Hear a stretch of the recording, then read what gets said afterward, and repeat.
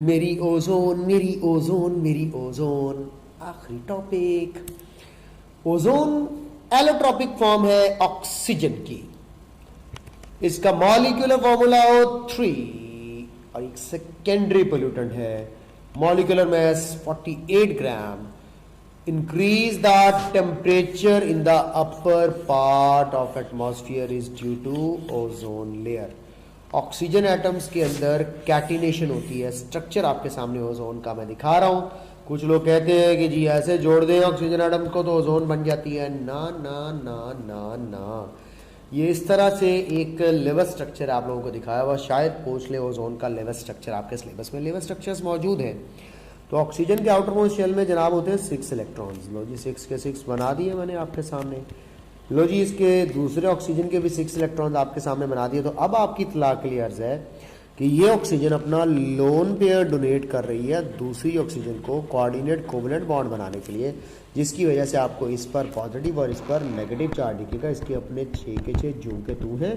तीसरा coordinate bond है। MCQ पूछ सकता है ना, ओजोन में एक सिग्मा, एक पाई और एक कोऑर्डिनेट बॉन्ड मौजूद होगा। ये रेजोनेट भी कर सकता है। कैसे कि ये नेगेटिव इलेक्ट्रॉन्स यहाँ पे आ जाए पाई बॉन्ड बनाने के लिए, ये 2 इलेक्ट्रॉन्स आगे चले जाएं यहाँ पे, तो देखो पॉजिटिव चार्ज वहीं पर रहेगा लेकिन नेगेटिव चार्ज इधर शिफ्ट हो जाएगा। तो इसलिए इस ओजोन मॉलिक्यूल में स्टेबिलिटी होती है कि ये रेजोनेंस स्टेबलाइज्ड होता है। इसका स्ट्रक्चर रेजोनेंस स्टेबलाइज्ड स्ट्रक्चर होता है। काम की बात क्या है, ओजोन के स्ट्रक्चर को तो मैंने बता दिया। ये ओजोन के अंदर बॉन्ड एंगल याद रख लें, शायद वेस्पर के मुताबिक पूछ ले। बॉन्ड लेंथ भी याद रख लें, ये भी शायद वेस्पर के मुताबिक पूछ ले। और ये डॉट डॉट डॉट डॉट आपको पता है रेजोनेटिंग इलेक्ट्रॉन्स को शो कर रहा है। ब्लू गैस है, स्ट्रॉन्ग इरिटेटिंग स्मेल है, more soluble in the water as compared to oxygen, इन चार्जेस की वजह से जो आपको अभी दिखाई दी है। When cold in liquid air it gets liquefy और डीप ब्लू कलर का ब्लू है, पानी पानी जैसा लिक्विड बनाता है। थर्मोडायनामिकली अनस्टेबल है एज कम्पेयर टू ऑक्सीजन, क्योंकि ऑक्सीजन का मॉलिक्यूल डबल बॉन्ड बना के स्टेबल हो जाता है। इसमें डबल बॉन्ड कभी बनता कभी टूटता, कभी बनता कभी टूटता। रेजोनेंस की वजह से स्टेबल है, लेकिन थर्मोडायनामिकली देखें तो ये रिलेटिवली अनस्टेबल है। ये बड़ी इंपॉर्टेंट चीज़ आपको बताई, हालांकि मॉलिक्यूलर मास भी ज़्यादा है। और ओवरहेड ओजोन जो है इसकी जो अमाउंट है वो तकरीबन 350 डॉप्स्टन यूनिट है। 300 के करीब जो है वो कंसिडर की जाती है। आपको ये DU क्या है, ये है डॉप्स्टन यूनिट, जो कि ओजोन की कंसंट्रेशन को शो करता है। इसके बारे में आपको कुछ इंटरेस्टिंग इन्फॉर्मेशन देता हूँ। Dobson unit is the most common unit for the measuring of ozone concentration. 1 Dobson unit is the number of ozone molecules. Paper में आने वाला बड़ा इंपॉर्टेंट MCQ है। Number of ozone molecules that would be required to create a layer of pure ozone of 0.001 millimeter या 0.0001 centimeter thick at a temperature of 0 degree Celsius, जो कि standard temperature and 1 atmospheric pressure। तो 0 degree Celsius और 1 ATM पर तकरीबन इतने millimetre thickness के साथ ओजोन लेयर होती है। और बेटे एक और बात भी याद रखिएगा, the air pressure and the surface of the earth जो है वो नॉर्मल STP कंडीशंस पर होना चाहिए। इसको एक्सप्रेस करने का और भी वे है कि एक कॉलम ऑफ द एयर है ओजोन कंसंट्रेशन, जो कि 1 डॉप्स्टन यूनिट के अंदर जब देखा जाए तो इसमें तकरीबन कितने ओजोन मॉलिक्यूल्स होंगे, 2.69 मॉलिक्यूल्स। ये आपने बराए मेहरबानी याद रख लेना है कि एक डॉप्स्टन यूनिट का मतलब है कि एक ऐसा कॉलम जिसमें आपको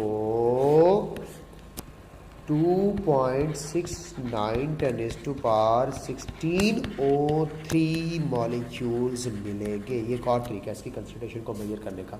for every square centimetre area, every square centimetre area at the base of the column. Over the earth surface ozone की जो एवरेज थिकनेस है वो 300 डॉप्स्टन यूनिट है। 350 तक भी जा सकती है, जो कि तकरीबन 3 मिलीमीटर थिकनेस में आ जाती है। क्या याद रख लेना कि 0.01 मिलीमीटर 1 DU के इक्वल है। और अगर आपके पास 300 DU है तो ये हमारे पास 0.01 अगर 300 से मल्टीप्लाई हो तो तकरीबन 3 मिलीमीटर बन जाता है। तो ये रही थिकनेस, सिर्फ 3 मिलीमीटर। काम देखो इस 3 मिलीमीटर थिकनेस के क्या है। ये आपको हल्का सा लेयर ऊपर ब्लू कलर का नज़र आ रहा होगा ओजोन का, 3 मिलीमीटर का। इसका काम है आने वाले यूवी को रोकना, कॉस्मिक को रोकना, तमाम हार्मफुल रेडिएशंस को रोक लेना। और ऊपर एक और मसला भी होता है कि जब ये यहाँ पे यूवी रेडिएशंस को ट्रैप कर लेती है तो इस पार्ट ऑफ द एटमॉस्फेयर में रिलेटिवली हाई टेम्परेचर देखा जाता है बनिस्बत इसके ऊपर वाले और इसके नीचे वाले पार्ट के। यानी कि यहाँ का टेम्परेचर भी लो होगा, यहाँ का टेम्परेचर भी लो होगा, लेकिन यहाँ का टेम्परेचर हाई होगा क्योंकि यहाँ पे ओजोन ने अपने अंदर यूवी को ट्रैप किया होगा। किसको ट्रैप किया होगा? यूवी को, जो मैं टेम्परेचर की चेंज बता रहा था। तो ये सारी बातें आपके साथ हो चुकी हैं। The average amount of ozone मैंने बता दी है 3 मिलीमीटर, और इंचेस में भी पूछ ले तो वो भी याद रखिएगा 0.12 इंच के करीब ये थिकनेस बनती है। ये सारे एमसीक्यूज में पूछे जाते हैं। अब मैंने आपको डॉप्स्टन यूनिट भी बता दिया, आपको मिलीमीटर भी बता दिया, इंच भी बता दिया, सेंटीमीटर भी याद रख लीजिएगा। 0.001 centimetre is equal to 1 Dobson unit, ठीक है। ये मिलीमीटर के हिसाब से आप लोग अगर इसको देखो तो, ठीक है। तो ये आप लोगों को अब इस वक्त समझ आ जानी चाहिए कि 3 मिलीमीटर होगी तो 0.3 सेंटीमीटर होगी या फिर 0.12 इंचेस होगी। तो ये सारी बातें आप लोगों के ज़हन में होनी चाहिए। तो साइंटिस्ट ने अंटार्कटिका के अंदर जो है वो एक ओजोन होल देखने को मिला जहाँ पे तकरीबन कंसंट्रेशन 100 डॉप्स्टन यूनिट रह चुकी है, जो कि 1 मिलीमीटर थिकनेस बनती है। एमसीक्यू आए, ओजोन होल में सुराख नहीं है जिससे आर पार छतरी की तरह देखा जाए।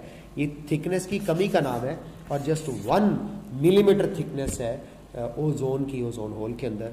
ये देखें, ये आपके पास ओजोन की नॉर्मल लेयर है और ये उससे तकरीबन आधी रह गई है 100 डॉप्स्टन यूनिट के लिहाज से अगर देखा जाए तो। समझ गए बात को? नेक्स्ट आ गया, ये मैंने सारी बात आपको बता दी है। ये आपको बता दिया कि कितने सेंटीमीटर और कितने मिलीमीटर के बराबर है ओजोन। अब कुछ आगे बात करें कि ओजोन एटमॉस्फेयर में एग्जिस्ट कहाँ पे करती है। ओजोन एग्जिस्ट करती है 25 से 28 किलोमीटर की रेंज में। 25 से 28 किलोमीटर की रेंज में आपको मिलता है स्ट्रेटोस्फीयर। इसका मतलब है ओजोन कहाँ एग्जिस्ट करती है? Stratosphere. Ozone is a blessing जब तक ये स्ट्रेटोस्फीयर में रहे, लेकिन जैसे ये नीचे ट्रोपोस्फीयर में आती है तो ये बहुत बड़ा प्रॉब्लम एनवायरमेंटल कॉज करती है, जिसको फोटोकेमिकल स्मॉग कहते हैं, जिसका मेजर कंपोनेंट ओजोन होती है।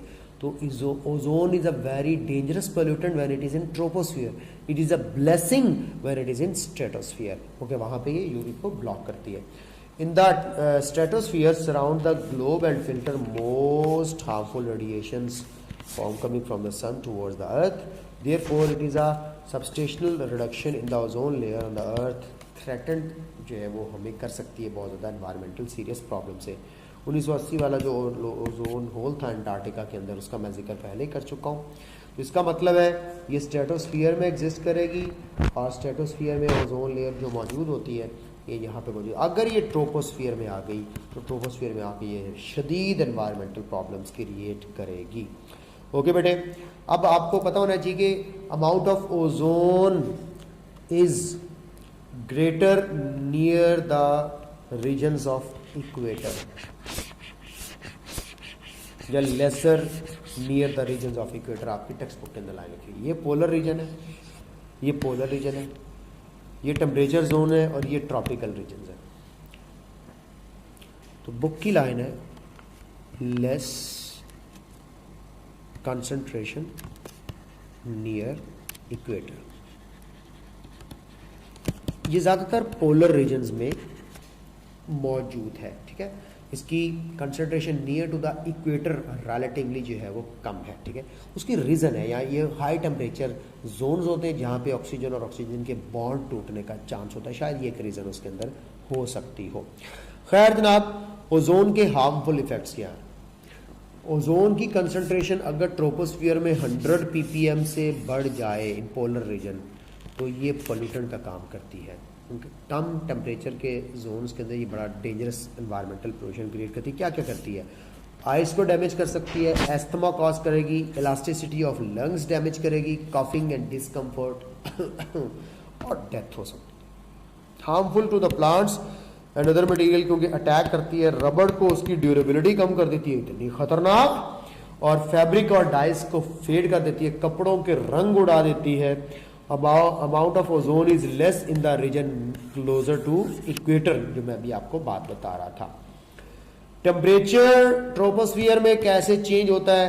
ट्रोपोस्फियर में अर्थ के करीब टेम्परेचर होता है 15 डिग्री सेल्सियस, उसके बाद कम होकर -56 तक चला जाता है। वो जहाँ पे कबूतर शबूतर उड़ रहे होते हैं, बड़े सियाने होते हैं, ठंडे जोन में उड़ते हैं। तो जैसे ही वो आप स्ट्रेटोस्फियर में पहुंचोगे ओजोन वाले रीजन में, तो -56 से टेम्परेचर बढ़ के -2 हो जाएगा। इसकी वजह क्या है? तो बड़े याद रखिएगा, टेम्परेचर दोबारा बढ़ता है ड्यू टू यूवी रेडिएशन जो कि ओजोन में ट्रैप की हुई होती है। और उसके बाद आप जब बाहर निकलोगे ओजोन लेयर से, तो दोबारा टेम्परेचर जो है वो आपको जो है वो कम होने को मिलेगा, और कम होने के बाद थर्मोस्फियर में दोबारा बढ़ जाएगा। ये देखिएगा, ट्रोपोस्फियर में था 15 डिग्री सेल्सियस टेम्परेचर, आपको हीटिंग नजर आ रही होगी। यहां से जैसे स्ट्रेटोस्फियर में पहुंचा -2 डिग्री, -52 डिग्री सेल्सियस हो गया, कम हो गया। स्ट्रेटोस्फियर में जैसे ही ओजोन वाले रीजन में पहुंचा, तो ओजोन वाले रीजन में जाके ये -2 डिग्री सेल्सियस तक हाई हो गया। ये हाई क्यों हुआ है दोबारा से? इसकी वजह बनी है यूवी लाइट जो ट्रैप्ड हुई थी।